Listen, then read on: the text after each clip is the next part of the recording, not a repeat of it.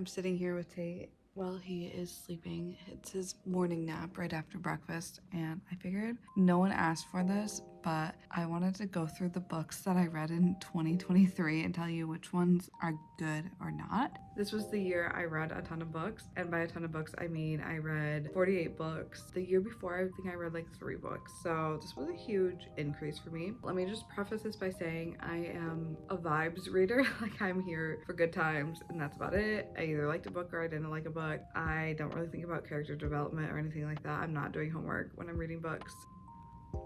Take all of my recommendations with a grain of salt, but I wanted to go through each book that I read and tell you if you should read it or not, just very briefly. The first book I read was Happily Ever Afters by Elise Bryant, and I legit could not tell you a single thing about this book. I gave it a 4 stars, so I obviously liked it, but I think my ratings have changed as I read more books. Then I read 2 Colleen Hoover books. I gave Maybe Someday 4 stars, and All Your Perfects 2 stars. And I do remember hating All Your Perfects. I'm someone who rates higher probably right after reading something, but the longer I go thinking about how much I dislike something, I think it warps my brain into thinking, no, this book sucked. And like, maybe there was some good parts of it, but if I were to think about it now, I'd probably give this a 1 star. The first thriller I read was All Good People Here, and I gave this a 4 star. And I do remember this one, not really plot wise, but I remember it was the first thriller I ever read, and it was the first book that like made me stay up reading. Like, I had to know how it ended. Next, I read The Guest List from Lucy Foley, and I gave it a 2 out of 5. I just remember this book taking me a long time to get through, but I'm clearly in the minority because it has a 3.82. The Vacationers, I give a 2 out of 5. Don't recommend. Like, nothing happened in that book.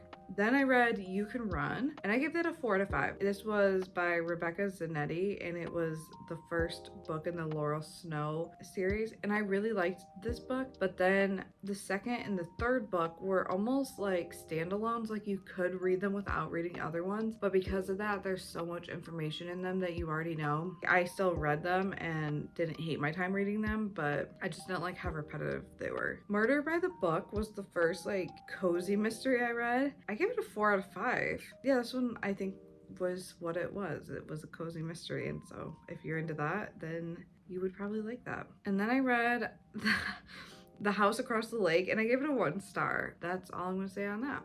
And then I read Mad Honey by Jodi Picoult. I learned that's how you say her name. I gave that a 3 out of 5. I think there was a little bit of a twist at the end.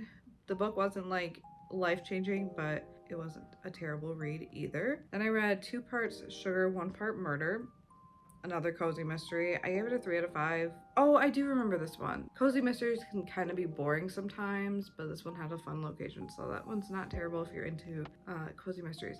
Then, when I got back from Florida, my sister told me to read The Inheritance Games, and I read all 3 books in 3 days. I loved these. I gave all of them 5 stars. I love like the solving the puzzles aspect of things, but also envisioning the house that they live in. I could actually see it, and I'm not usually someone who can see the words that are being said. I kind of just like, I don't know, I can't envision things all the way.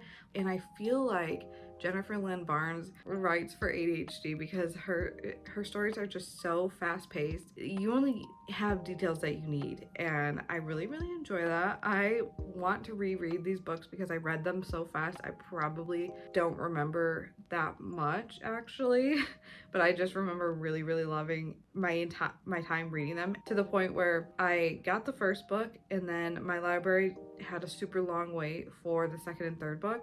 So I got a second library card so I could get the next 2 books from my library that's actually local to me.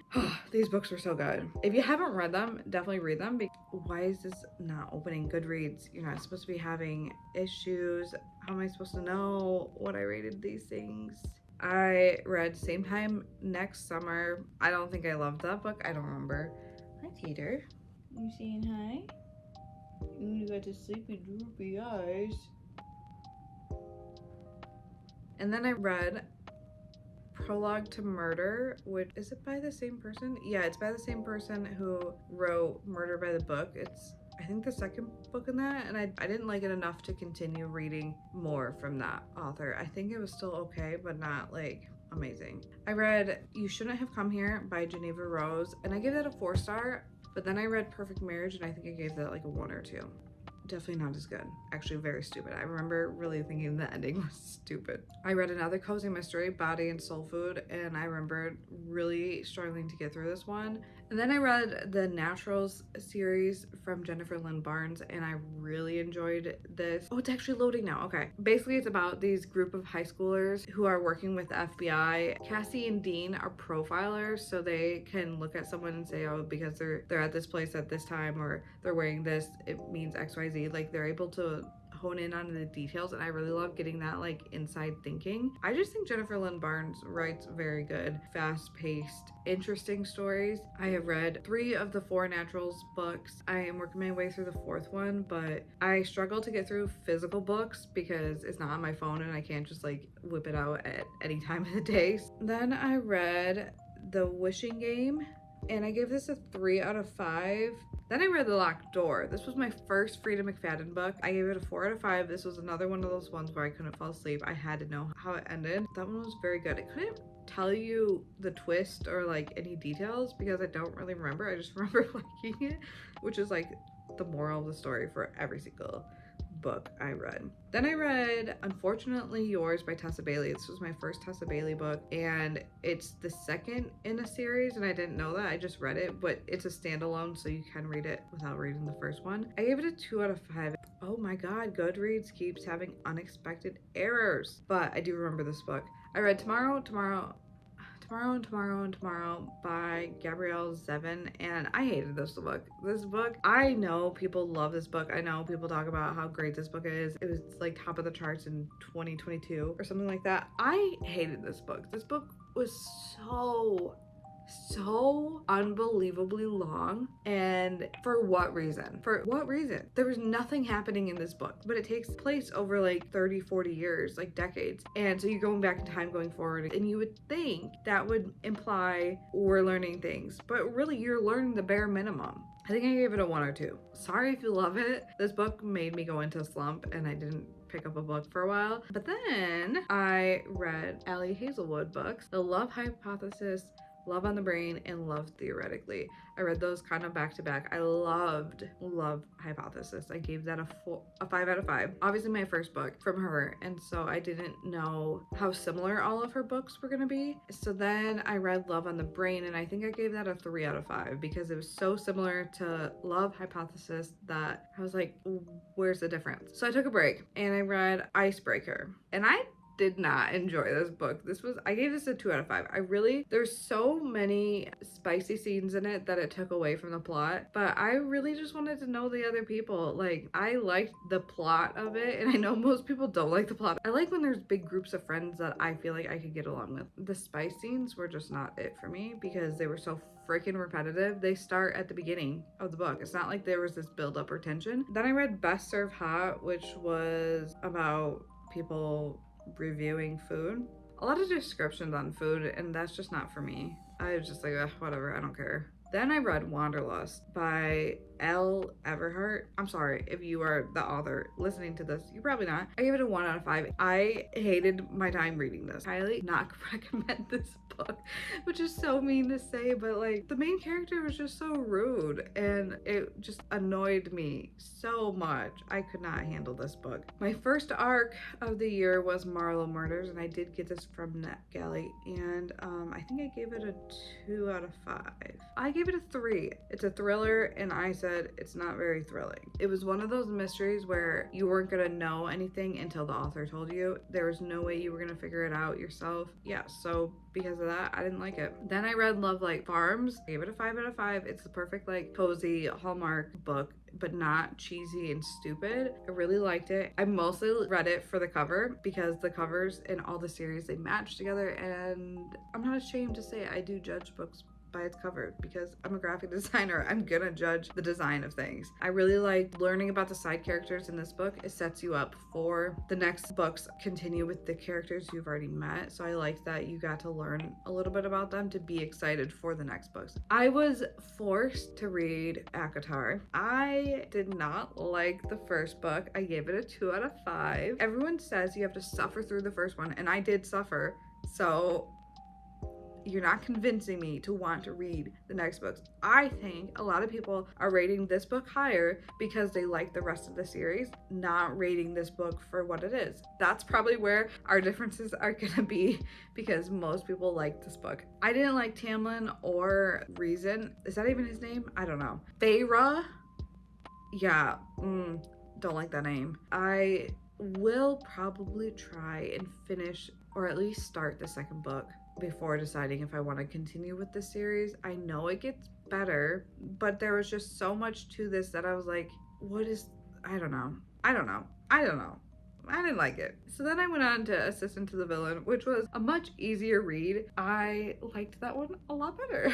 So Assistant to the Villain is kind of like magical realm, very lighthearted, very easy to read, very fast-paced, and if you like Lucifer, it gives off Lucifer Chloe vibes is kind of how I describe it. The banter is very much like I could picture it being Lucifer saying it. I really enjoyed it. It was a much needed relief from ACOTAR, so that was probably adding to the reason why I liked it even more. Then I read Ballad of Songbirds and Snakes. I totally forgot this even existed until the movie was coming out, and I didn't get it all the way done before I saw the movie, but I still went back and finished it.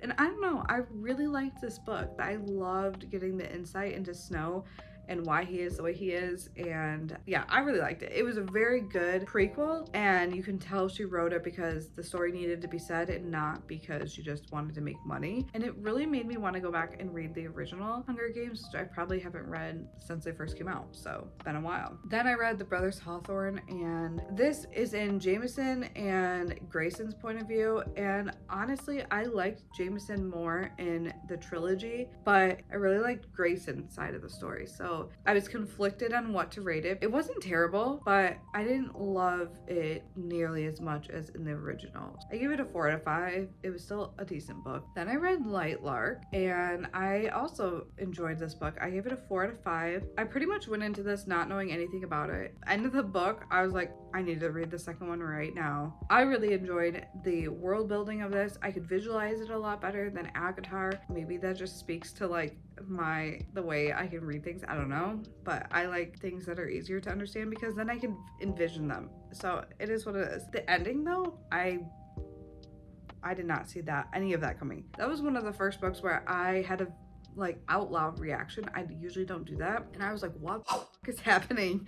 Then I read another arc that I got from NetGalley, Hedging Your Bets, and I gave it a 2 out of 5. It was terrible. I wouldn't recommend. I mean, there's some aspects to it that were okay. I read 3 arcs back to back because I didn't realize that it was hurting my score on NetGalley. I read That's Not My Name next, and it was so good. I gave it a 5 out of 5. It was very intense. From the very beginning, I was hooked. Like literally from line 1, I was hooked, and you could just tell the whole vibe of the book was going to be more tense. You were just on edge the entire time, and it was very good. I don't want to give anything away, but very good book. And I think it's her debut novel from that author, so very impressive. Then I read 10 Hours to Go, and it was the most boring book I read this year. I gave it a 2 out of 5. Probably deserves a 1 out of 5. Then I read Never Lie by Frida McFadden, and I gave that a 4 out of 5. I actually really enjoyed this one. I feel like for this one, like as you get going, the ending kind of becomes predictable, but there's still, what I really like about Frida McFadden books is you think you know where it's going, and then like the last chapter adds on to the twist. So you think, oh my god, I'm a genius, I figured out the twist, and then you didn't fully figure it out. And then I read The 7-Year Slip. I gave it a 4 out of 5. I thought it was not the most riveting book, but it wasn't trying to be either. It was just like a sweet, easy read. I got like 2 more days of the year. Let me read another book. So I read Happy Place by Emily Henry, and I ended up giving this a 3 out of 5. I don't love Emily Henry. I'm just gonna come out and say that. I kind of avoided this when it came out. I was thinking it was overhyped, but this one, honestly, I enjoyed multiple parts of it. I would still recommend reading this one. That was a good way to end the year. Oh, those stretches. There you have it. Those are my recommendations and ones I would avoid. My husband is gone at his brother's, so I figured I would use the day to make some crock pot recipes and get ahead for the week. I saw people shake espresso with brown sugar on TikTok, so I've been doing that and I feel like it's working. I don't know. A little bit of brown sugar, a pump of hazelnut, and espresso, and then shake that all up so it's all mixed in. I don't know if that's what's working, but it tastes good, so I keep doing it.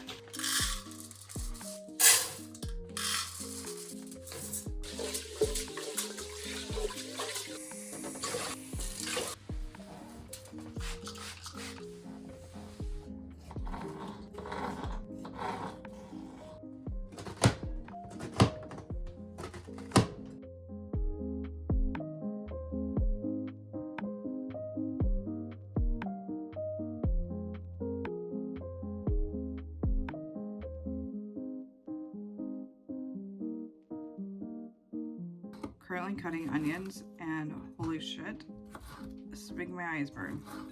I don't even know how to cut an onion, so I don't know if I'm doing it right or not, but I got onion pieces, so I guess whatever way works. The unfortunate thing for me is that I have 4 recipes here. I'm not gonna get to them all today, but at least I think 2 or 3 of them have onions in them. So that is bad news for my eyeballs. We got a crock pot for Christmas. I just thought it's winter, it would be easy, and I don't really like cooking every single day, so I wanted to find recipes that I could make ahead and or like freeze them. So we're gonna test out the crock pot today.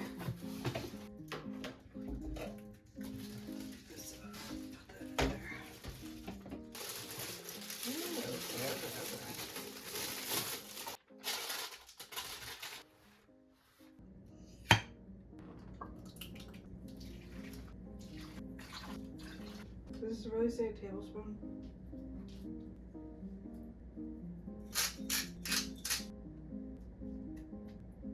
I'll put it in there.